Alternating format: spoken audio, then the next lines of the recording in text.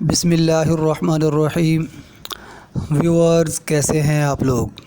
امید ہے آپ سب لوگ خیریت سے ہوں گے۔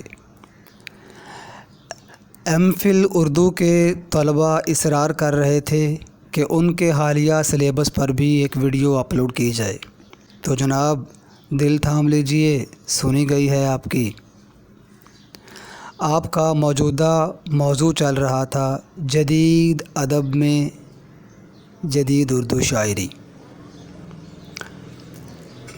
جس کے ذیلی عنوانات ہیں جدید مغربی شاعری اور جدید علوم کے تناظر میں علامتیت، تمثالیت، ابہام، قول محال اور ڈرامائی خود کلامی، بحوالہ خصوصی، راشد، میرا جی، مجید امجد، ناصر کاظمی۔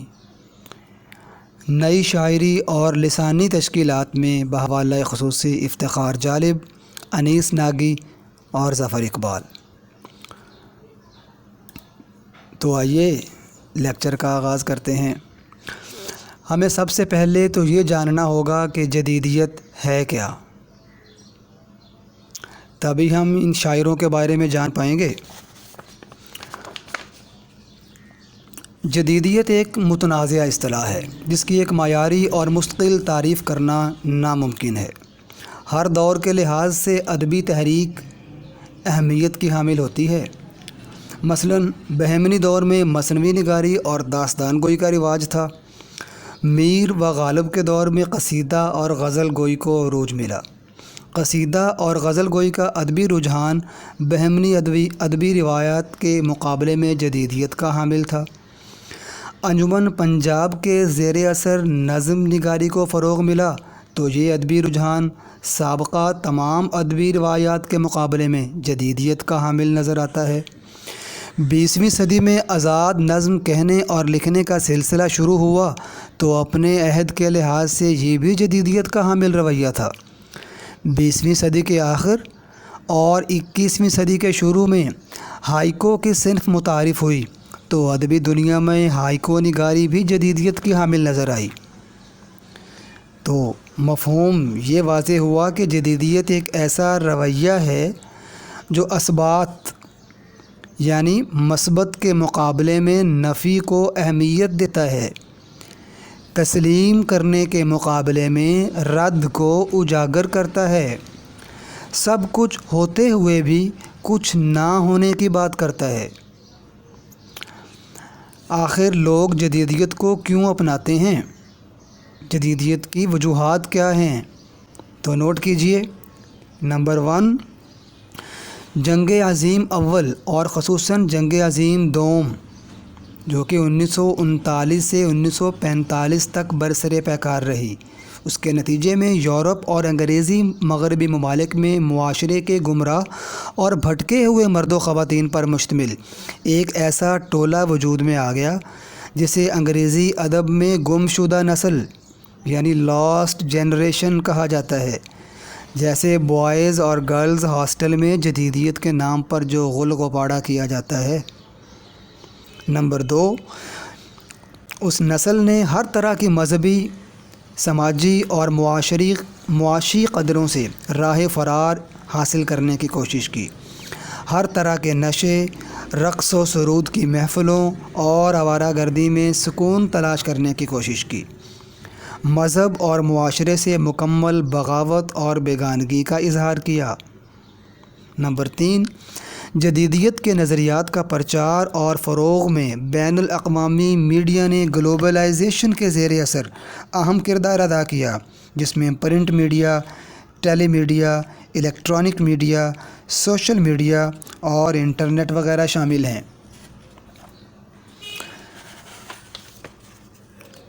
جدیدیت کا مفہوم اگر ہم پوائنٹس کی صورت میں واضح کرنے کی کوشش کریں تو تقریباً 7 سے 8 پوائنٹ بنتے ہیں، جس میں آپ کا سارا موضوع اکٹھا ہو جائے گا۔ نوٹ کر لیں۔ نمبر 1، ارادی طور پر روایت اور مروجہ قدروں سے بغاوت کرنا، مثلاً سماجی قدریں، اخلاقی قدریں، مذہبی قدریں، معاشی قدریں اور تہذیبی قدریں۔ نمبر 2، یہ یقین رکھنا کہ دنیا اور کائنات کے مختلف مظاہر وہی کچھ ہیں جیسے وہ ہمیں نظر آتے ہیں، زندگی وہی ہے جسے ہم عملی طور پر گزار رہے ہیں۔ گویا اگر کوئی مفلوق الحال ہے تو یہ اس کی زندگی ہے، اگر کوئی آسائشوں میں ہے تو یہ بھی زندگی کا ایک رخ ہے۔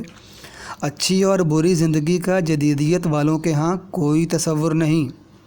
نمبر 3، دنیا میں کوئی مطلق سچائی نہیں ہے، بلکہ ہر سچائی ایک اضافی اور نسبتی چیز ہے۔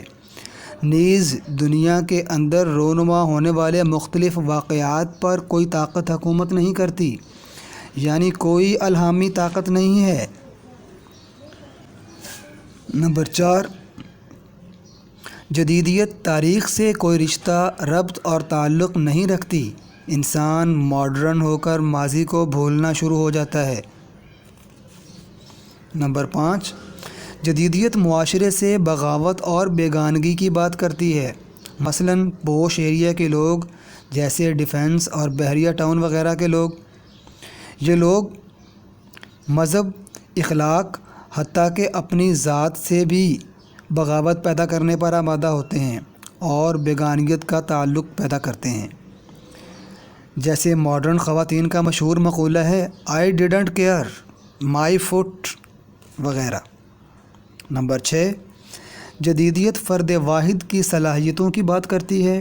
یہ قوم، نسل یا ملت کو کوئی اہمیت نہیں دیتی۔ نمبر 7، جدیدیت انسانی زندگی کو منتشر خیال کرتی ہے۔ مثلاً مشہور شعر ہے "اب تو گھبرا کے کہتے ہیں مر جائیں گے، مر کے بھی چین نہ آیا تو کدھر جائیں گے"۔ نمبر 8، جدیدیت انسانی شعور کی بجائے تحت الشعور سے جڑی رہتی ہے، یعنی ماضی کے تجربات کا سہارا لیا جاتا ہے۔ اب وہ کون سے ادیب ہیں جو جدیدیت کے حامل ہیں؟ تو انگریز ادیب نوٹ کر لیں: T S Eliot, Ezra Pound, Hemingway, Virginia Woolf, G B Shaw جسے جارج برنارڈ شاء کہتے ہیں، وغیرہ۔ اردو ادیب کون سے ہیں؟ راجندر سنگھ بیدی، سعادت حسن منٹو، غلام عباس، میرا جی، نون میم راشد، مجید امجد اور ناصر کاظمی۔ جدیدیت کا مفہوم واضح کرنے کے لیے کچھ مزید مطالعہ کی ضرورت ہے آپ کو، تو نوٹ کیجئے۔ جدیدیت کی تحریک 19ویں صدی کے آخر اور 20ویں صدی کے اوائل میں شروع ہوئی۔ 1910 سے 1960 تک اسے عروج حاصل رہا۔ جدیدیت نے یورپ کے صنعتی انقلاب سے جنم لیا۔ یہ رومانیت کے رد عمل کے طور پر سامنے آئی۔ یہ معاشرے کی بورژوائی قدروں کے خلاف بغاوت کا نام ہے اور گلوبلائزیشن کے زیر اثر پروان چڑھی ہے۔ یہ 19ویں صدی کے بورژوائی سماج اور اس کے اثر و رسوخ پر تنقید ہے۔ جدیدیت کو ایک فلسفیانہ تحریک بھی کہا جا سکتا ہے جو ثقافتی رجحانات اور سماجی تبدیلیوں پر بحث کرتی ہے۔ ادب میں جدیدیت کا باقاعدہ آغاز فرانسیسی شاعر بادلیئر کی تحریروں سے ہوتا ہے۔ یہ نظریہ فرینچ ادب سے انگریزی ادب میں آتا ہے اور پھر اردو ادب کا حصہ بنتا ہے۔ اردو ادب میں مختلف افسانہ نگاروں کے ہاں جدیدیت کی بازگشت سنائی دیتی ہے۔ مثلاً منٹو کے جنسی افسانے، راجندر سنگھ بیدی کے جنسی افسانے اور جارج برنارڈ شاء کی "دی سن آلسو رائزز" وغیرہ۔ جدیدیت کی اقسام، 4 اقسام ہیں جدیدیت کی۔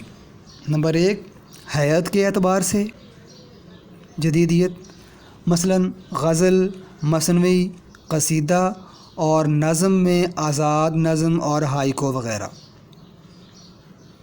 زمانے کے اعتبار سے جدیدیت، مثلاً 16ویں صدی کا ادب، 17ویں صدی کا ادب، 18ویں صدی کا، اسی طرح 20ویں صدی کا ادب دیکھیں تو زبان و بیان کے اعتبار سے ایک دوسرے سے مختلف ہے۔ نمبر 3، فکر کے لحاظ سے جدیدیت، مثلاً میر کی غزل ذاتی مسائل، غالب کی غزل سماجی مسائل، ولی دکنی کی غزل سراپا نگاری اور اقبال کی غزل میں قومی مسائل کو اجاگر کیا گیا ہے۔ یہ سب فکر کے لحاظ سے جدیدیت کی مثالیں ہیں۔ نمبر 4، اسلوب کے لحاظ سے جدیدیت۔ جی ہاں، اسلوب کے لحاظ سے بھی جدیدیت کی ایک قسم ہے۔ مثلاً وری دکنی نے ہندی الفاظ اور سنسکرت کا زیادہ استعمال کیا ہے۔ میر و غالب نے فارسی کا استعمال زیادہ کیا ہے، نیز غالب کا لہجہ استفہامیہ ہے۔ اکبر کے دور میں انگریزی الفاظ کا استعمال زیادہ ہوا۔ ہر ایک کا اسلوب مختلف ہے۔ ایسے ہی اگر ہم جدید شاعری کی بات کریں تو جدید شاعری کسی ایک رجحان کی علمبردار نہیں۔ جتنے مدارس فکر ہیں اتنی ہی تعریفیں ہیں۔ عمل اور رد عمل کی رفتار اتنی تیز ہے کہ نئی چیز کو پرانی ہوتے دیر نہیں لگتی۔ اس لیے کوئی ایسی مجرد تعریف جس پر سب متفق ہو جائیں ممکن نہیں۔ ہاں، اس کی بنیاد دریافت کی جا سکتی ہے، عناصر ترتیبی سے بحث ہو سکتی ہے۔ یہ ایک ادبی اصطلاح ہے جس کے پیچھے کچھ معیارات ہیں جن کو اپنا کر ہی کوئی شاعر جدید شاعری کر سکتا ہے، ورنہ حال کے ہوتے ہوئے قدیم یا روایتی ہی کہلائے گی۔ اردو شاعری کو سامنے رکھ کر اس صورتحال کو اس طرح سمجھا جا سکتا ہے کہ قلی قطب شاہ کے مقابلے میں ولی کی شاعری جدید ہے، لیکن اسے جدید شاعری کوئی نہیں کہتا، کیونکہ ولی کو محض زمانی فاصلے نے قلی قطب کے مقابلے میں جدید بنایا ہے۔ زیادہ سے زیادہ ہم اسے قلی قطب شاہ سے مختلف کہہ سکتے ہیں۔ ایسا کیوں ہے؟ اس کا سراغ لگانے ہی میں جدید شاعری کی حقیقت پوشیدہ ہے۔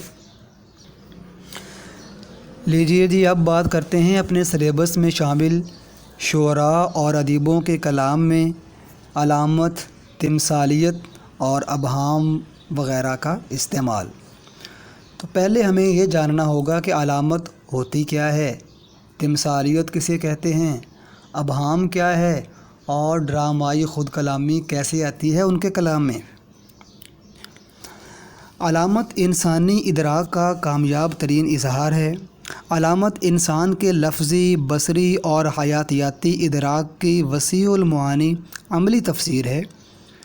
انسان کی زبان کے فلک الافلاک پر ابھرنے والے پہلے لفظ سے بھی قبل جب دو انسانوں نے اپنے جذبوں کی آبیاری کے لیے ابلاغ اور ترسیل کی ضرورت کو محسوس کیا تو علامت نے نہایت خاموشی کے ساتھ اشاروں کی زبان بھر کر رابطے کی ذمہ داریاں سنبھال لیں۔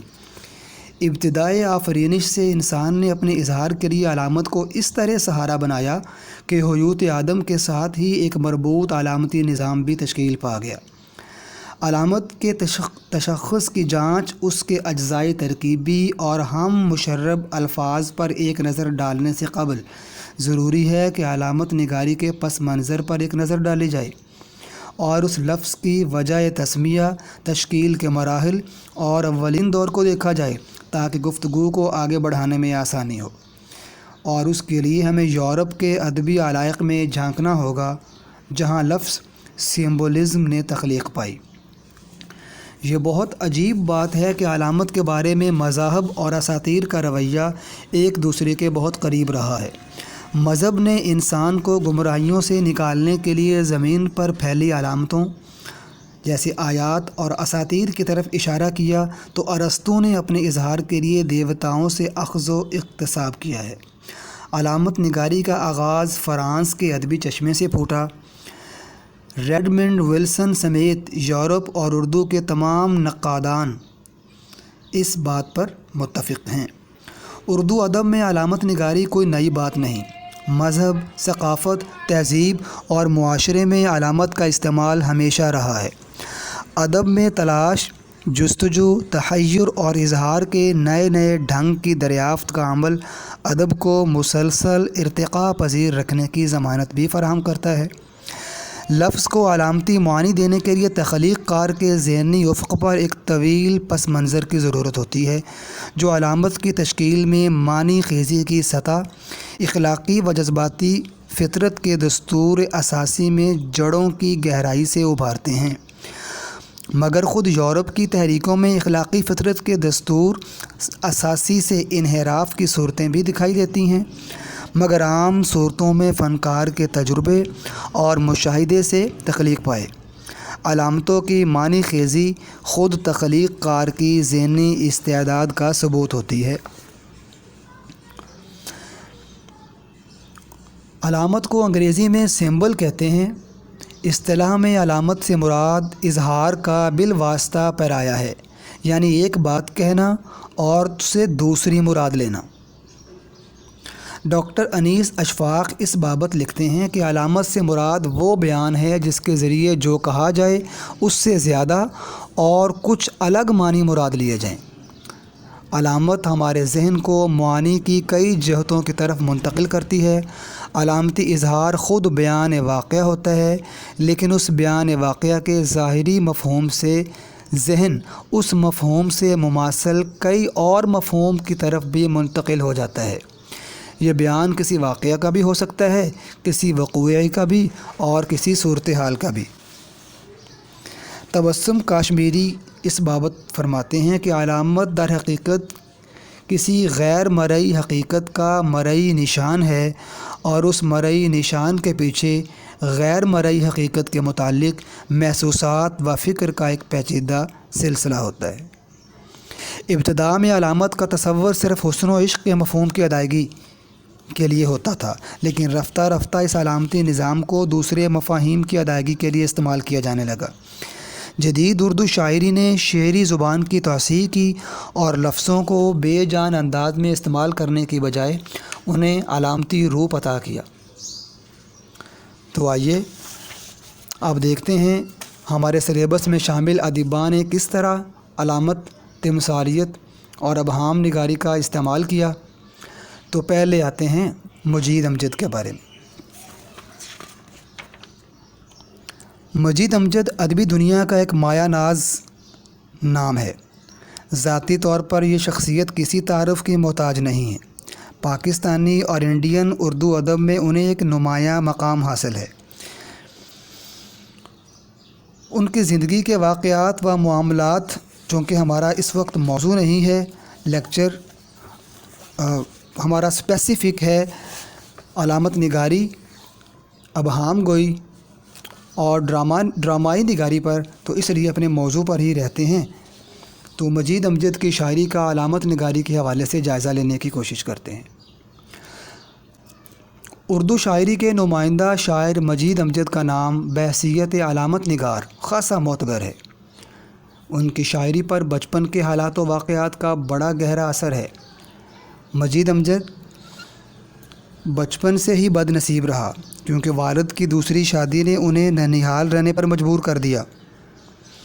یہ کھیلنے کودنے کی عمر، جس میں باپ کی شفقت سے ناز و نخرے دکھانے کا موسم، اداس اور غمگین لمحات کی نظر ہو گیا۔ اس علیحدگی کے واقعے نے مجید امجد کی شخصیت کو بکھیر کر رکھ دیا۔ اس کا اثر ان کی شاعری میں بھی واضح دکھائی دیتا ہے۔ مجید امجد کے کلام میں شب رفتہ کے بعد، میرے دل میرے مسافر اور لوح دل شامل ہیں۔ مجید امجد نظم کی گونا گوں اشکال کے رسوائی رہے۔ انہوں نے نظم اور غزل دونوں میں طبع آزمائی کی، لیکن وہ نظم گوئی میں یکتا تھا۔ ابتدا میں علامت کا تصور صرف حسن و عشق کے مفہوم کی ادائیگی کے لیے ہوتا تھا، لیکن جس طرح مجید امجد نے انہیں جاندار انداز میں پیش کرنے کی کوشش کی، اس کی مثال اردو ادب میں کہیں اور نہیں ملتی۔ مجید امجد نے معرہ نظم سے لے کر آزاد نظم اور نثری نظم بھی لکھی۔ نظم کی حیت کے کئی تجربے کیے، غزل گوئی سے انہیں رغبت نہ تھی۔ مجید امجد شاعرانہ تصورات سے جو منظر کشی کرتا تھا، وہ کسی ماہر مصور کا کام محسوس ہوتا ہے۔ الفاظ مجید کے سامنے صف باندھے کھڑے ہوتے ہیں۔ ان کی نظم بن کی چڑیا مصدقہ وجود کی علامت ہے۔ ارد گرد تمام چیزوں کی موجودگی کے باوجود بیگانگی کا احساس ظاہر کیا گیا ہے۔ جی اب دیکھتے ہیں کہ مجید امجد نے وہ کون کون سی علامات اور تمثالیت کی مثالیں ہیں جو انہوں نے اپنی شاعری میں استعمال کی ہیں۔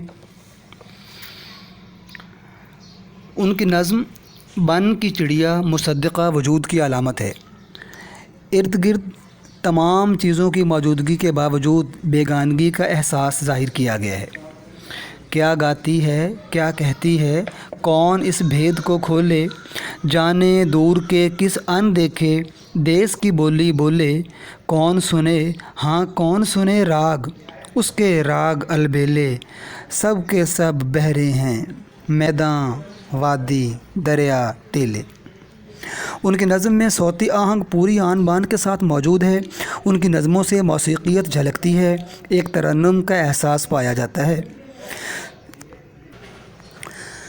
جیسے صبح بجھن کی تان منوہر جھنن لہرائے، ایک چتا کی راک ہوا کے جھونکوں میں کھو جائے، شام کو اس کا کم سن بالا بیٹھا پان لگائے، جھن جھن ٹھن ٹھن چونے والی کٹوری بجتی جائے، ایک پتنگا دیپک پر جل جائے دوسرا آئے۔ مجید امجد نے شاعری میں کئی لسانی تجربے کیے۔ اپنی فنی چابک دستی سے وہ قاری پر سحر زدہ کیفیت طاری کر دیتے ہیں۔ شادی کی ناکامی اور اولاد سے محرومی ایسے سانحے تھے جس نے مجید کو غمگین بنا دیا۔ اسی وجہ سے بعض ناقدین مجید کو اداس لمحوں اور اداس شاموں کا شاعر بھی کہتے ہیں۔ ان کی نظم دور کے پیڑ نا آسودہ خواہشات کی علامت ہے۔ میں تجھے ڈھونڈوں کہاں میری نظروں سے گریزاں روشنی۔ مجید امجد کی شاعری میں ایک خیالی جنت بھی ہے۔ اس خیالی جنت میں شاعر بچے کی طرح داخل ہوتا ہے۔ ایک مسافر ہوں تیرے دیس میں آ نکلا ہوں، اور تیرے دیس کے اطوار سے ناواقف ہوں۔ مجید کے نزدیک وقت ایک اضافی قدر ہے جو ہر وقت حرکت میں رہتی ہے، مگر اس کے اندر لاکھوں صدیوں کے طلسمات چھپے ہیں۔ ان کی نظم امروز وقت کی بے کراں وسعتوں کے حوالے سے ایک شاہکار علامتی نظم ہے۔ نظم امروز میں کنول کو انسانی زندگی کی علامت بنا کر پیش کیا گیا ہے۔ وقت ایک جاویداں سمندر جن پر میری زندگی کا کنول تیرتا ہے۔ مجید امجد کے یہاں سماجی جبر اور صنعتی ترقی کے نتیجے میں احساس سے عاری معاشرے کے خلاف رد عمل کا رویہ نظر آتا ہے۔ ان کے نظم ہوٹل میں اجلے کالر تہذیب کی ظاہری اقدار اور گدلی انتڑیاں تہذیب کی داخلی زندگی کی علامات ہیں۔ مثلاً چھت پر بارش، نیچے اجلے کالر، گدلی انتڑیاں، ہنستے مکھ، ڈکراتی قدریں، بھوکھی مایا کے سب مان۔ جتنی دیہی زندگی مجید کے نزدیک بامعنی ہے، کسی اور شاعر کے نزدیک نہیں۔ اس کا اظہار انہوں نے علامتوں کے ذریعے کیا ہے۔ مجید امجد نئے فکری تناظر کی تلاش کا شاعر ہے۔ وہ اپنی شناخت کے لیے نئی دنیا کی تلاش میں سرگرداں نظر آتا ہے۔ مجید امجد زندگی سے اکتا کر فطرت کی آغوش میں پناہ ڈھونڈتا ہے۔ ان کی نظم توسیع شہر اس کی ایک عمدہ مثال ہے۔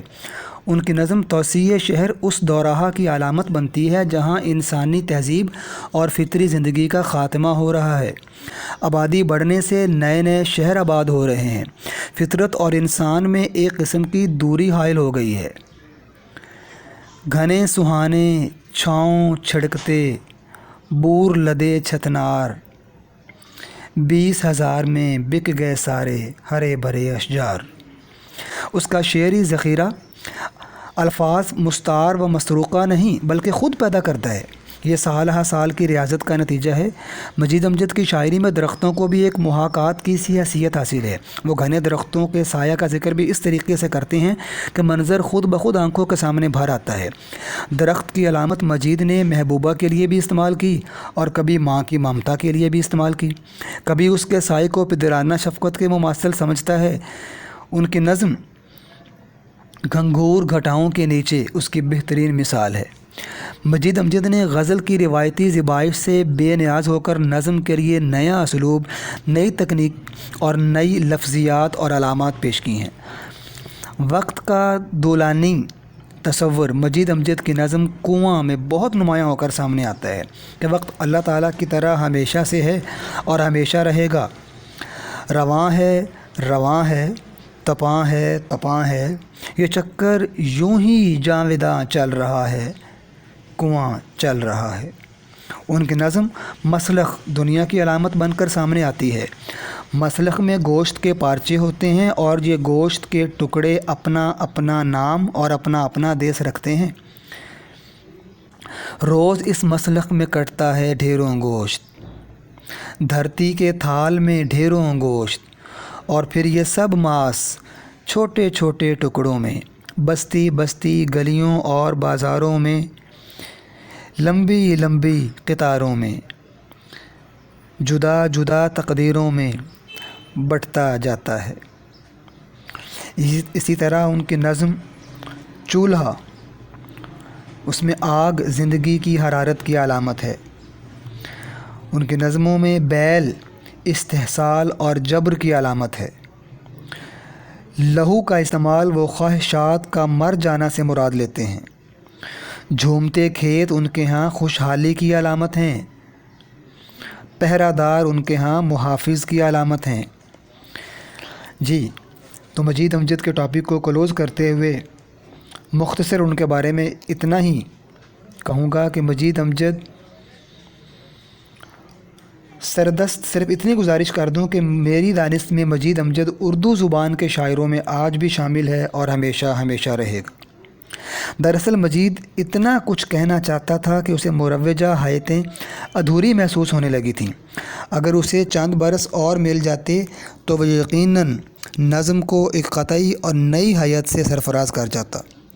امجد کا فن اس کی ذات کی طرح سدا زندہ و جاوید رہے گا۔ ہمارا اگلا موضوع ناصر کاظمی ہے۔